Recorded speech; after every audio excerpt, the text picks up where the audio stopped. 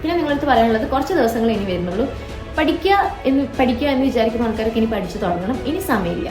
ഇനി നമ്മൾ അങ്ങോട്ടേക്ക് ഭയങ്കര നന്നായി മൂവ് ചെയ്താൽ ചിലപ്പം നമ്മൾ വിചാരിക്കുന്നതിലും വലിയൊരു റിസൾട്ട് നമുക്ക് കിട്ടിയേക്കാം. ഈ 1.5 months ഭയങ്കര ക്രൂഷ്യലാണ്, സ്പെഷ്യലി ലാസ്റ്റ് 1 month.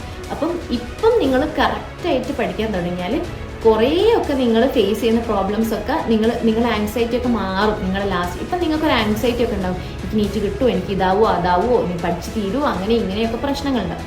ആങ്സൈറ്റി അടിച്ചിട്ട് ഒരു കാര്യമില്ല. ആങ്സൈറ്റി അടിച്ചിട്ട് മാർക്ക് എക്സ്ട്രാ ഒന്നും കിട്ടാൻ പോകുന്നില്ല നീറ്റിന്. അപ്പം ആങ്സൈറ്റി വന്നതുകൊണ്ട് നിങ്ങൾക്ക് പഠിക്കാൻ പറ്റാണ്ടാവുള്ളൂ, നിങ്ങൾക്ക് നീറ്റ് മാർക്ക് കുറയുള്ളൂ. അപ്പോൾ സംഭവം നിങ്ങൾ പേടിയൊക്കെ ഒന്ന് മാറ്റി വെച്ചിട്ട് പഠിക്കുക.